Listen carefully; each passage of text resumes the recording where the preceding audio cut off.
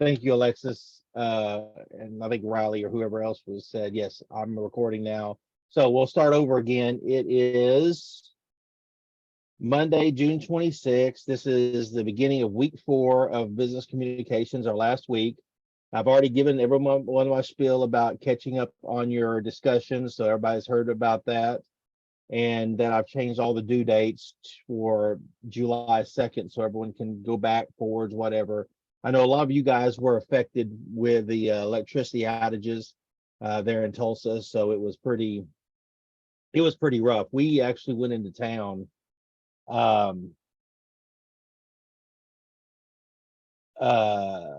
right after the storm. I guess it was the day after, to kind of see the damage. And oh, it was Sunday. It was that Sunday because it was Father's Day.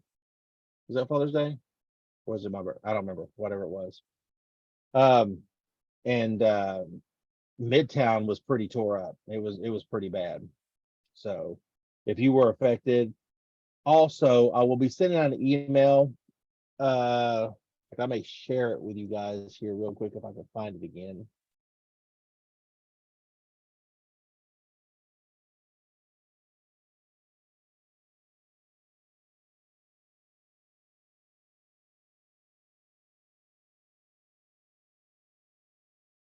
Okay, let me share my screen.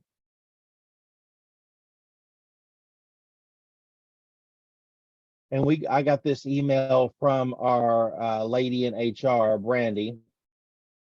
I will make it a little bit larger for you guys. Okay, so if you, a student or anyone you know qualifies and is in need, please see below. I'm going to send this out. If you had spoiled food, you might, and if you're currently on SNAP benefits, then you can go ahead and maybe get that food replaced.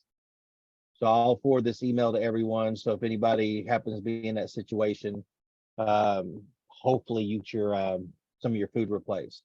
I know there was a lot of people with spoiled food, and that was just, and those of you who had to muscle through cleaning out your nasty refrigerators, more power to you, because I know that can be pretty gross. Actually, we had a garage refrigerator one time that the electrical outlet ported out, and I didn't know it. And we had a bunch of stuff in the freezer, like bags of catfish and things of that nature. And I just threw it away. I threw the entire refrigerator away. I couldn't clean that out. Okay. So anyway, we're going with elevator pitch. An elevator pitch is just a short, succinct sales pitch. And so it's like imagining if you got an elevator and you saw, someone there that you want to convince to give them for them to consider you for a job, and you only had that short elevator ride to give them the pitch, then that is what it was. And we used to actually do one and have you guys video it, and it would be for a grade. We don't do that anymore. But it's kind of a lesson in just being short, succinct, and to the point on selling yourself, which that sounded terrible when I said out loud.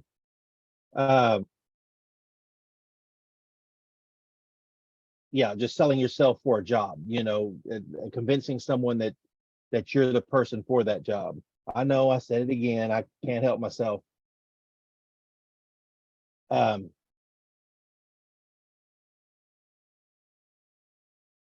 let's go to Applia here. Let's just talk about these business presentations, and let's help you guys out if we can. Maybe we can get a few answers out of the deal. Help me with the answers if you don't mind. Everybody good with that? All right. Has anyone here ever had to give a business presentation? No? You have, Lexus, kind of? I did Skills USA in high school, and we had to do a presentation in front of like 3 judges and had our PowerPoint and stuff like that. And I know most of us had to sit through a PowerPoint presentation. How bad do we hate those? It depends, doesn't it? But for the most part, usually they're pretty terrible. you know, and it's just kind of the way of the world here.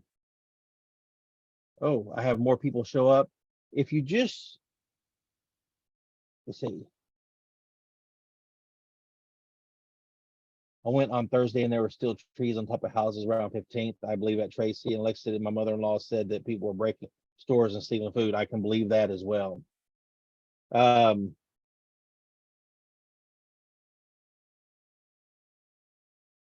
So let's look at, can everyone see this? I enlarged it a little bit.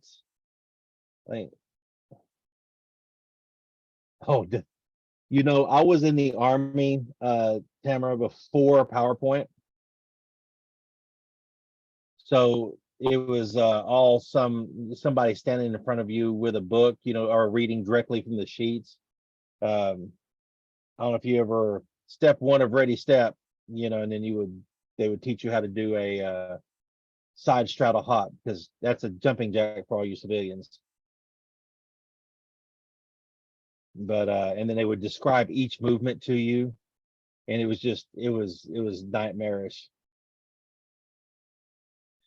Okay, to get your message across in business, you must be able to make presentations as well as communicate in writing. Presentations require authentic, authoritative communication.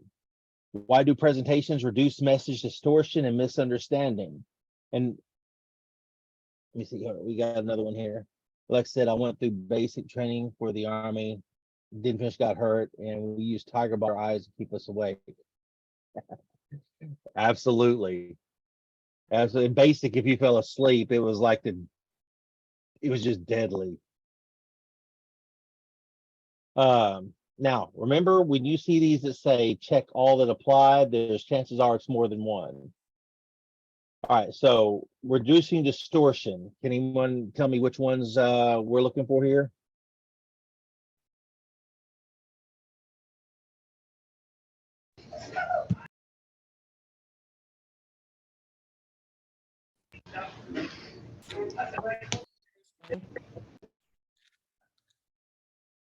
Nope. No help. Okay. Nope. Multiple people. That's not it. Okay. The audience They knows the can content. like they can answer your questions right then and there. So like the Okay. clarification. Ask for clarification. More time to prepare, right? Because you know you're going to give a presentation. Usually they're not going to tell you 10 minutes before, by the way, we need you to get a PowerPoint together and do a presentation. That would be really terrible. I don't know about knowing the content ahead of time, and multiple people receive the message at the same time. So yes, I'll look at Mark here. Mark said yes on the first one. You say yes or no on the second one? Nope. Okay. And so Nathan, and gotcha. All right, read the scenario about planning a presentation and then answer the question. Funny story, when 5 years ago, when I first came to work here the first time, they made, as a potential instructor, they made you give a presentation. So they gave you time there, of course. They said, hey, and then when you walk in, it was the president of the college, all the department heads. They had like 20 people in there.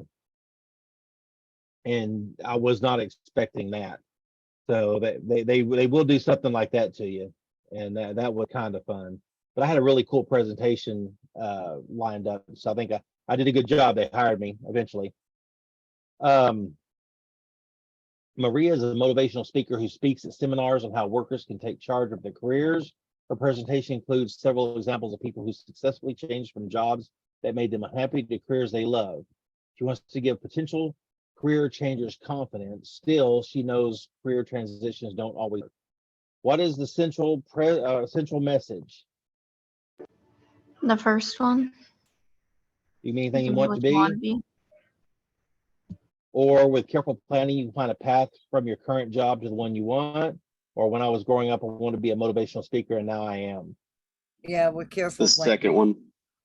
I think I'm gonna go with the second one. I think I agree with that.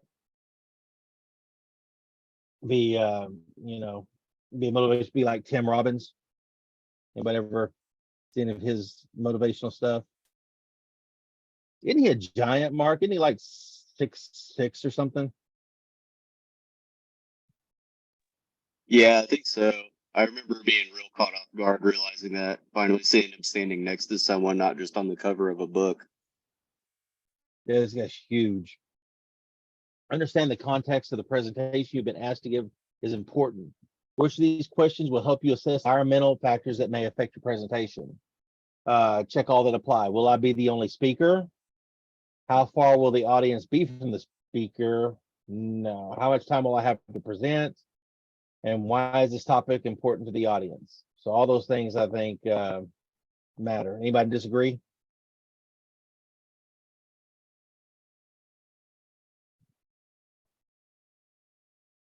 Read the scenario and then answer the question about environmental factors that may, okay. Felipe, we'll go with Felipe. Works in product development for a company that sells consumer electronics. He is preparing a presentation for his company's sales team about upcoming product releases. He hopes his audience will alert and receptive to the message. Which of these situations will most likely ensure that Felipe's audience is alert and receptive? He will be speaking right after lunch on the second day of the sales meeting. Okay, I don't think right after lunch is not a good time to do your presentation. I would just blow that one off.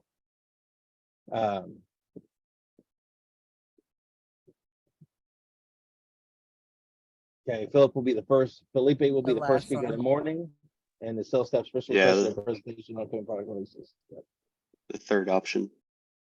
Taylor said the second one, the sales meeting schedule is still being made, so maybe has changed topic at the last minute. Oh no.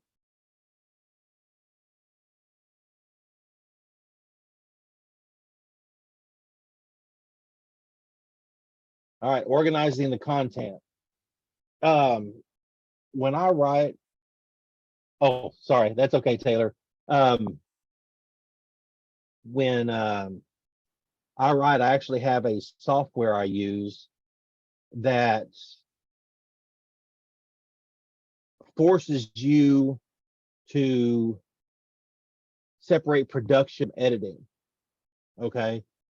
So because one of the things I always try when I write, one of the mistakes I make, or I'm trying to put something together, is I'm trying to write it and edit it all at the same time.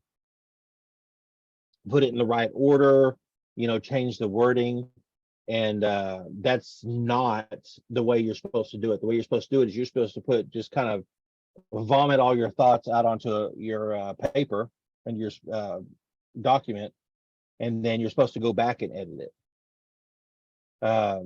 So, and I have a software that forces that on me, and that helps a lot too. So if you ever wonder, why it's so hard to sit down and write and sometimes do these things, it's because you're trying to do it all at one time. And instead, you should just be able to just put your thoughts down on paper and then go back and move things around, change the sentence structure, and just kind of do it that way. It always comes out better when I do it that way. And every once in a while, I get kind of dumb and I decide, well, I'm going to try to go ahead and do it all at one time again. And I realize how much more time consuming and frustrating it can be. Okay, once you have as the audience and purpose of your presentation, you can focus on outlining the presentation, including appropriate content. A well-organized presentation will help capture and hold your audience interest throughout. The introduction of your presentation should gain the audience attention by setting the stage and building rapport. Which of these good attention-getting techniques, which of these are good attention-getting techniques? And this, once again, check all that apply. Everybody know what a rapport is? Yeah. The relationship you're building, the back and forth with your audience, that you understand them and they understand you. Okay, that's probably very important too. And part of that is knowing who your audience is. Okay, if you're doing a sales presentation in front of a bunch of salespeople, then you can use sales lingo. If you're doing some sort of technical presentation in front of technical people, then you know you can use whatever trade, industry, technical specific lingo that you can have. But if you were going to do that technical presentation in front of salespeople, you'd have to change the wording. They would know what you were talking about at some point, and then you're going to lose your audience. Say, the introduction of your presentation should gain the audience attention by setting the stage and building rapport. Which of these are good attention-getting techniques? None of them are good reading techniques. Explain who asked you to speak and how long it took you to agree on the time and length of your presentation. They don't care about that. Tell an anecdote or a timely story related to your topic. Always good. Begin with your name and qualifications. I think that's a good one. And ask for a show of hands in response to a question. How many people think that's good? So I did a thing there, but I didn't get a smile out of half of you. I give up. We did have I'm not sure who wrote it, and well, we don't know because it's all anonymous. But when they did our student deals and we got all the answers back, somebody did say that Bob and Steve were not as funny as we thought we were. And I would like to tell you, I am hilarious. Just ask me. I will tell you how funny I am. Okay. Oh, Tracy. Each presentation has a unique audience, purpose, and context. Your introduction should reflect this. Which of these would be the best introduction for a presentation, and why should you use a travel agent to plan your vacation? Travel agents need your business. Now it's easy to buy tickets on the internet. Fewer people are using them. That's selling the other way. My name is Barbara. I love working as a travel agent. Okay. And if you're planning a cruise to Mexico, a travel agent can save you thousands of dollars and hours of time. I like that. $1,000. Yep. I like that, Nathan. Number 3. Hey, speaking of me not being funny, so ready? What do you call a magical dog? A labracadabrador. I got Nathan on that one. That's such a dad joke. I'm a dad. Well, there you go. I almost got Mark. He almost showed a response. He almost became not as stoic. The body of your presentation should focus on only a few major points for the audience to remember. Audience like and remember numbers, list of directions, or anecdotes. Going to be anecdotes because they make an emotional connection, right? Remember when you're giving a speech or you're sitting down teaching, especially online class. And I love seeing faces, which is awesome. Or you're giving a presentation of some type. Just remember, people are only going to remember about 15% of what you said in that presentation or in that class or in that speech. People only retain very, very little. So I know 100% that the only thing anybody's going to remember about this class is labracadabrador. Everything else is going to be white noise.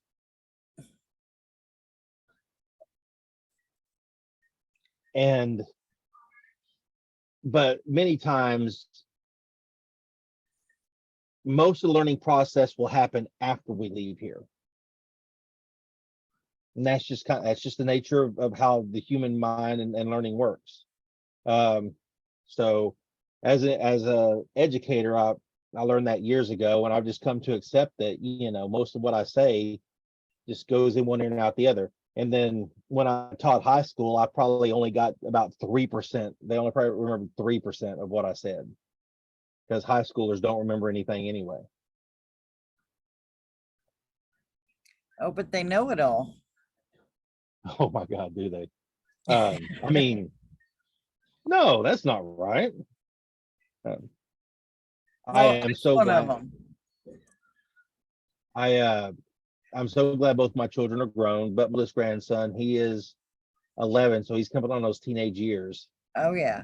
And so, yeah, that is, but boys are different than girls. They just are.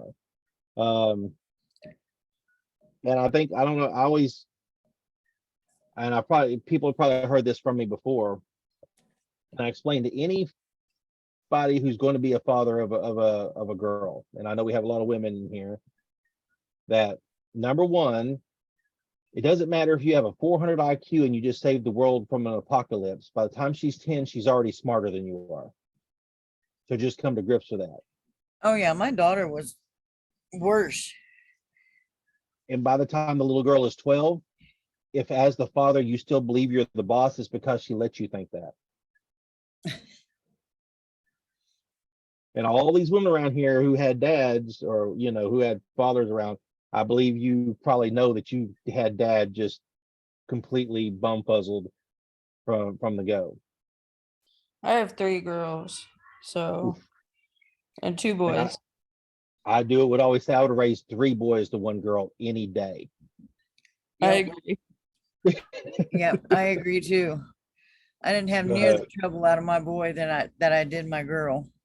Well, if you have trouble out of a boy, you just throw him off the front porch and put a boot in his rear. You can't do that with girls. They frown on that.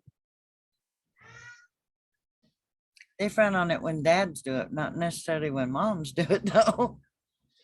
Oh, my wife is so intimidating too. We had this conversation the other day. Everybody's scared of my wife, except for me, as I look behind me to make sure she's not there. So Sanjay is a vice president of a large manufacturing company and is responsible for the company's 3 main factories. The company has decided to close 1 factory and consolidate manufacturing at the other 2. Some employees will lose their jobs. Others will be offered a job at one of the 2 remaining factories. Company executives use 3 criteria to decide which of these plants close: equipment age, capacity, and cost of labor. What would be the best way for Sanjay to explain this in a presentation to his employees? In a letter and run as fast as you can. Right? Send an email and then leave town. The reasons we chose which factory to close are too numerous to mention. Yeah, no, that's not going to cut it. When examining the age of the equipment, the production capacity, and labor cost of our 3 plants, we found that the plant we ultimately selected for closure was 11.8% more expensive than the others, with only 91% of their operating capacity.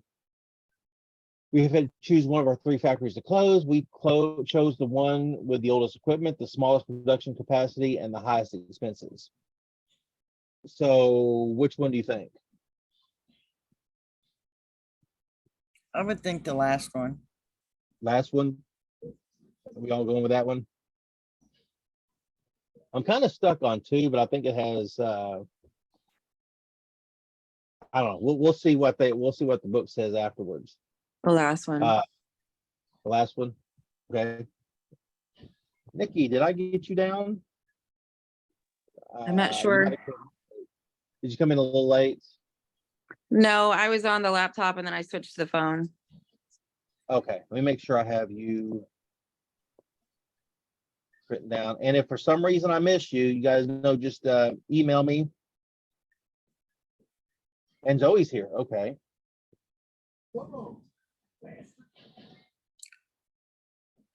That one.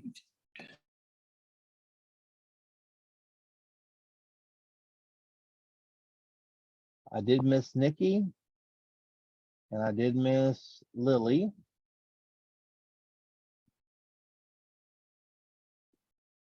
And Zoe, sorry. 2 first names, I get confused.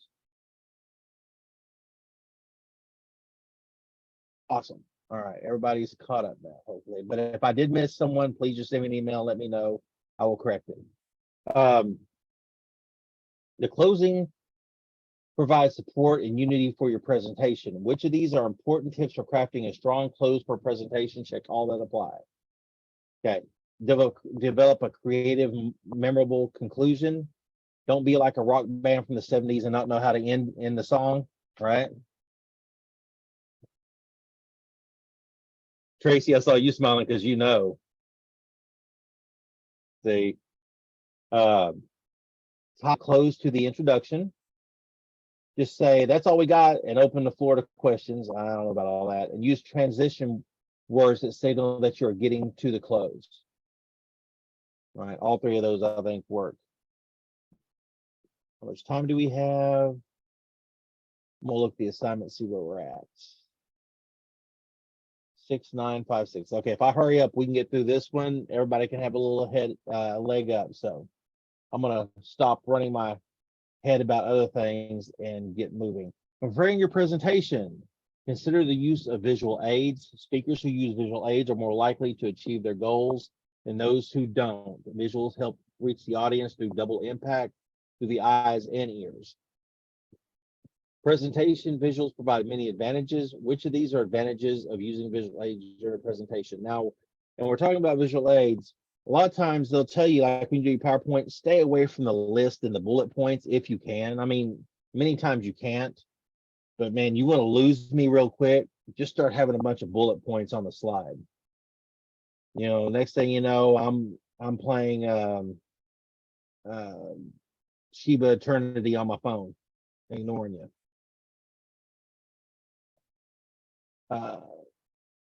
Okay, so presentation visuals provide many advantages. These are advantages of using visual aids during the presentation. Visual aids make it less likely that presentation will achieve the speaker's goals. No. Visual aids increase the impact by engaging audience eyes and ears. Yes. Visual aids emphasize important points. Absolutely. And presentations with visual aids are faster to prepare than presentations without visuals. I don't think that really matters. No. So I will go with it. Choosing the appropriate type of presentation visual is important, which a visual aid tends to be expensive, but provides detailed information to the audience can examine closely. Which type of visual aids tend to be expensive, but provide detail? That would be handouts, right? Electronic presentations aren't that expensive. You can pull whatever you need off the internet. But if you have to have something and print it out and hand it out, that's a little different. And I don't know last time I saw a 35mm slide, so I'm just going to ignore that one. Paul is planning to present a writing review at his sales team's training session. He wants to use a typical letter sent out to customers as an example and correct it as part of the training session. What type of visual aid would work best for Paul's presentation? Also, when designing visuals, your goal is to create an easy to read design that supports your main points without being overwhelming. A well thought out color scheme can provide unity for your visual aids. What should you remember when selecting colors?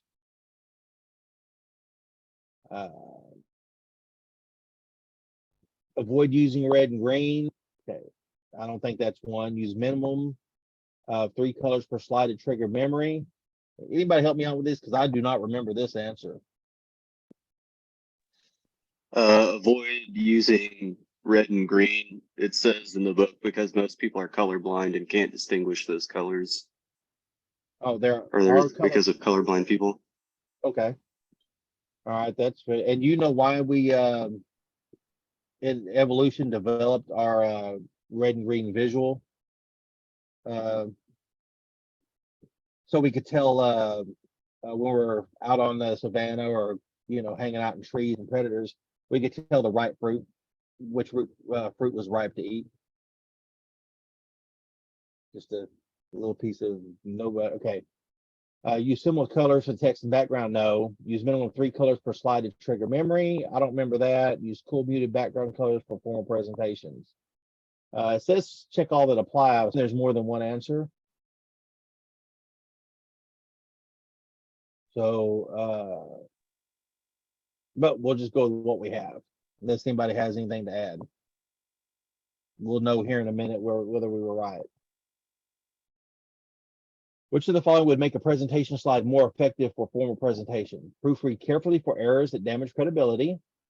Use brightly colored background to highlight the graphic, or limit slide content to key ideas presented in a few words as possible, or better yet, visually.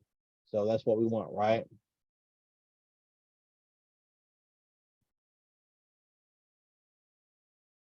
Okay, read this scenario. Claire is a financial advisor who is creating a presentation to show a large group of clients the performance of the financial markets for the past 10 years. The presentation visuals will be projected on a large screen in the auditorium. Claire's created some slides with graphs and others with very detailed tables. To make the tables fit, she has to use small type. Claire shows you her presentation and asks for feedback. So check all that apply once again. Make the font and tables larger and spread some of them over 2 slides if necessary. Agreed. Color code the tables to make them easier to read. No, I don't know. Don't use extremely detailed tables in your slides. If you must give complex tables, use a handout. I like that as well. Once again, those slides, PowerPoint is supposed to it's supposed to have a main point, and you're supposed to be able to expand on it. You're not trying to just, you know, beat them over the head with all these details in the slides and all these graphs and all these facts and figures, because once again, you're just going to lose people.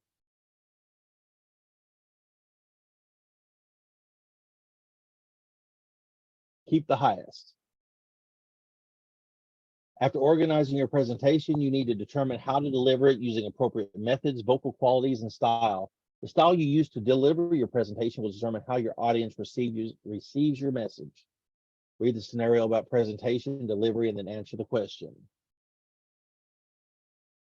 Tom is a structural engineer who works for a construction company. He is accompanying a sales representative on a sales call when a customer asks how the company's buildings would survive an earthquake. Tom didn't know the customer would ask this, but it is an area he has studied in depth. The sales rep asked Tom to respond. Which delivery method would be most appropriate in the situation? So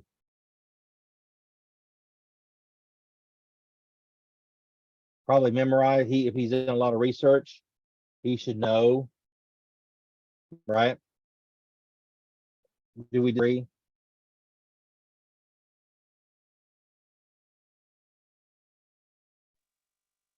Is that you agreeing or disagreeing, Taylor? Okay. That or impromptu, since he wasn't expecting the questions, and all of a sudden Yeah. he's given response to it. And I think I agree with that. I also agree with the other one. Let's just go with this. We'll know if we're right or wrong pretty quick. Your vocal qualities can be used to maximize the delivery of your message. The high or lowness of your voice is called pitch, right?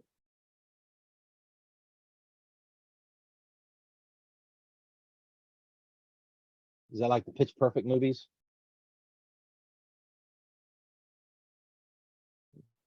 Little secret I don't tell everybody. I'm a huge fan of the Pitch Perfect movies. Don't know why. But after I watch one, I usually have to go watch, something with Sylvester Stallone in it just to, feel manly again.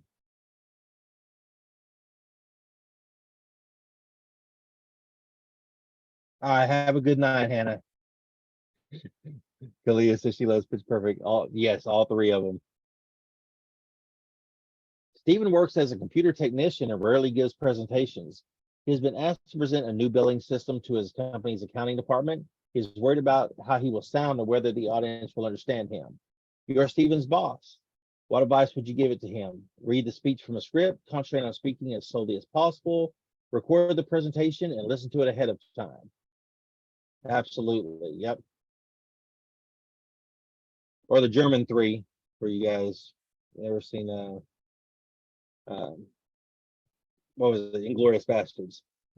Was it impromptu? Okay, we'll go back. Is it still on here? You were right, Mark. And thank you, Tamara. Oh, sorry, I'll get that wrong. Standing with straight posture will help you breathe correctly from your diaphragm. Why does breathing correctly help improve your delivery? It eliminates verbal fillers such as and No, those are habits that are built into your speech when you give these things, and they're really hard to break.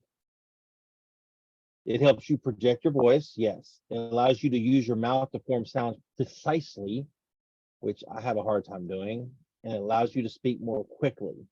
Don't know if the quickly is a thing, but anybody disagrees too? Good. Speaking effectively in public requires preparation and skill. Proper preparation and following best practices before, during, and after the presentation will improve the reception of your message. Being well prepared for your presentation will eliminate the need for the outline, make you less anxious, and make you speak faster. Okay.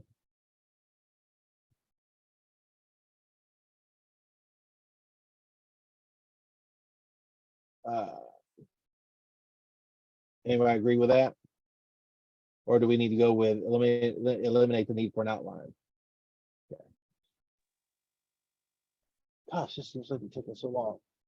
Julia is a nurse who teaches health education classes at a community hospital. She is working on a new presentation about lowering cholesterol.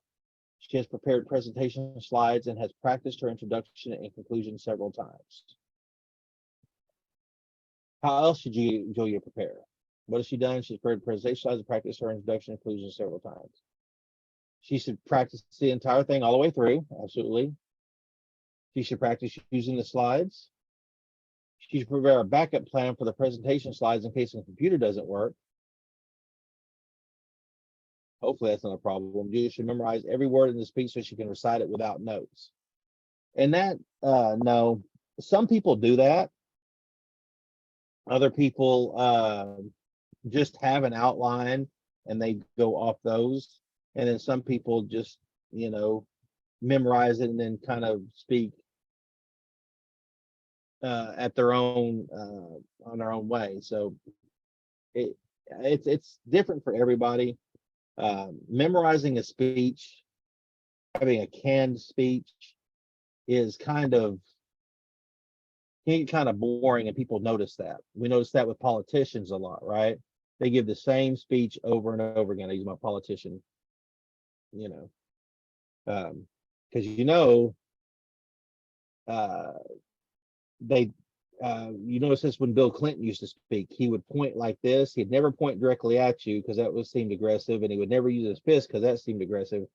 Somebody polled and said this is okay, and then it's become a popular practice with politicians when they give speeches to emphasize like this.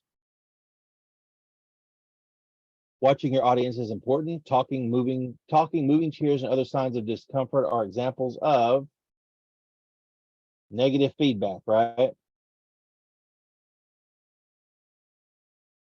Victoria is presenting a speech at a scientific conference of archaeological research she has just completed. She is in the middle of explaining how she set up her research when an audience member raises his hand and asks an insightful question about other possible applications of this methodology. How should she respond? Okay, I will go with number 2.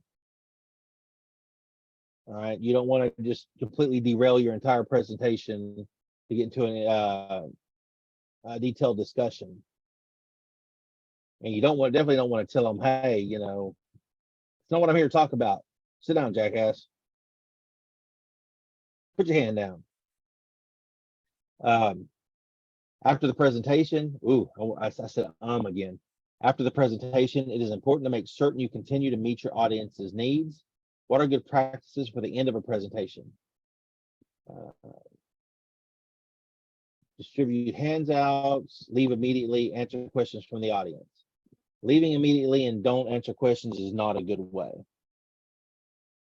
I'm gonna see how close we are to the end, because I'm trying to speed up, but I'm running out of time. Okay, 11 more questions. I think we can get through them.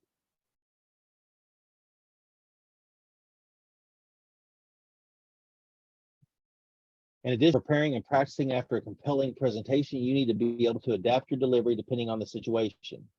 For example, you may need to alter your presentation for a culturally diverse audience, adjust to accommodate teammates' presentation styles, or learn how to deliver a distant presentation through video conferencing.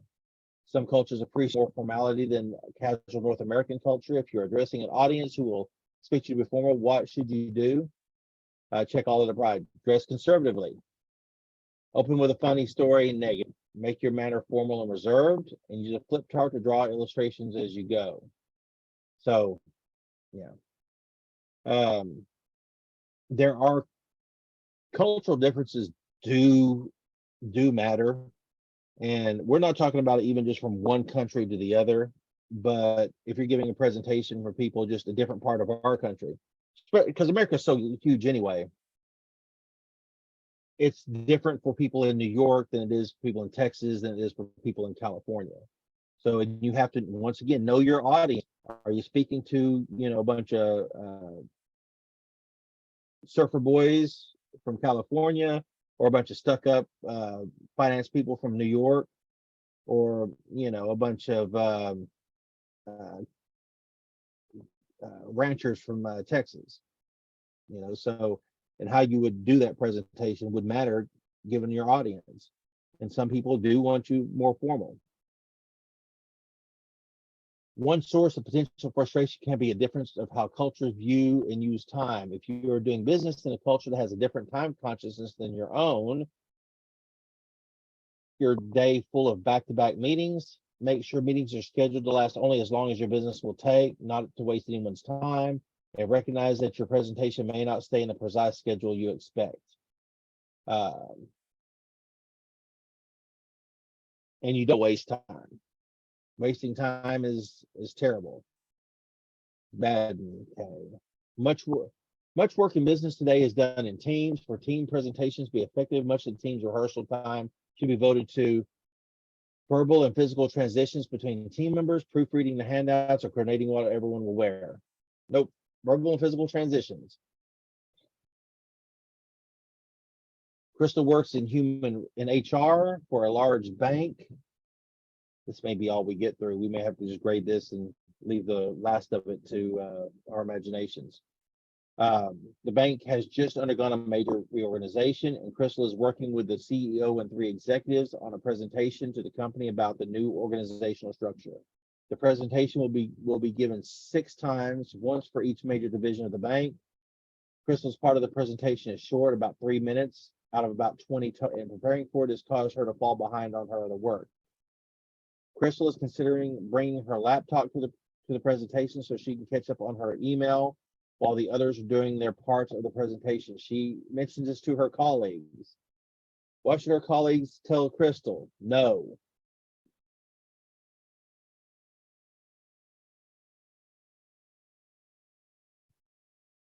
That is a no. You do not want to be stuck up there not paying attention. And finally, which of the following is typically the focus of discussions of crisis management organizations? How to communicate with important publics during the crisis. Let me read this again. Which of the following is typically the focus of discussions of crisis management organizations? Planning and preparing for crisis events, how the organization will behave during a crisis, and how to identify who is to blame for the crisis. It's always planning and preparing, guys. Planning and preparing. All right, we're about done. That last part, let's just grade what we have and see what we got wrong. Okay.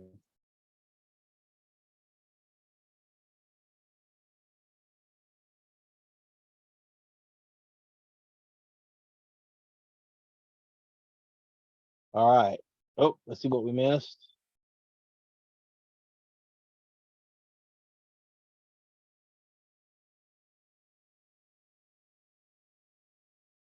Oh, but that's not working.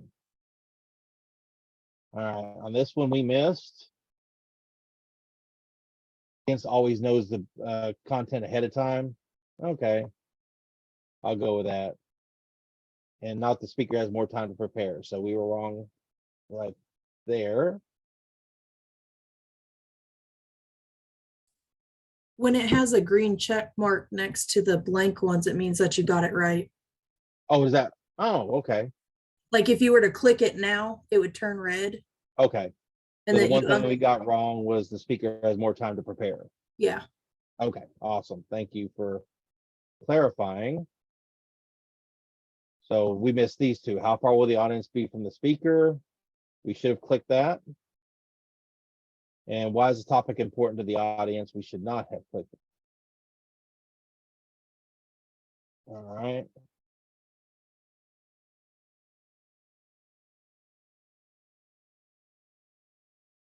We should not have clicked that. Begin with your name and qualifications. I'll make that mistake.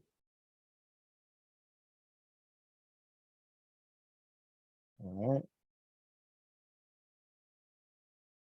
All those are correct. Correct, correct. Use cool muted background color for formal presentations. We should probably remember that. Ooh.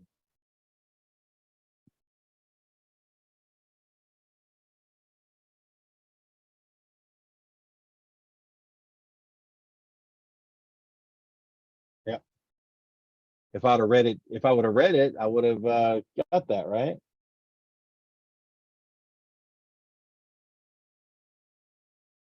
Don't use extremely detailed tables. That's the only thing we needed to say. All right.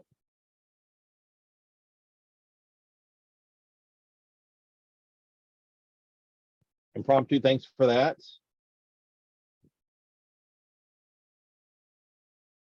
Where did we mess up here? Backup plan, just in case the computer doesn't work. Okay. Need to add that in. Everything else looks like we did fairly well.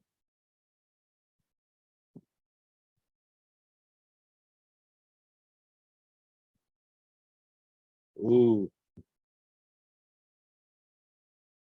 How to communicate and how the organization will behave during the crisis. Okay, that makes sense. I was getting in a hurry. Apologies, guys. And that is it. All right, so and it is 7:30. I'm sorry we took up all this time. Well, not really, but I appreciate everyone for showing up. Get caught up if you're behind. If you need my help, send me an email. Get the discussions. Those discussion peer replies are easy money for you guys. Okay, so just, you know, they help your score a lot.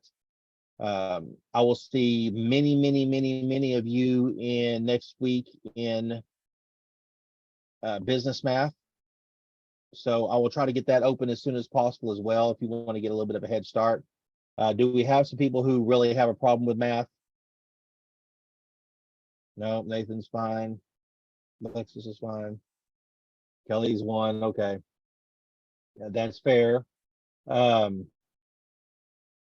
Alexis lives around the corner. She's gonna just get help, right? That's, yeah, Kelly. And if you're still waiting for them to be graded, it's just because I'm behind from, you know, all the other work that's been piled on. It's been crazy, but I'm finally, I'm making bites out of it. So I'm going to go ahead and stop recording. That's the end of the class.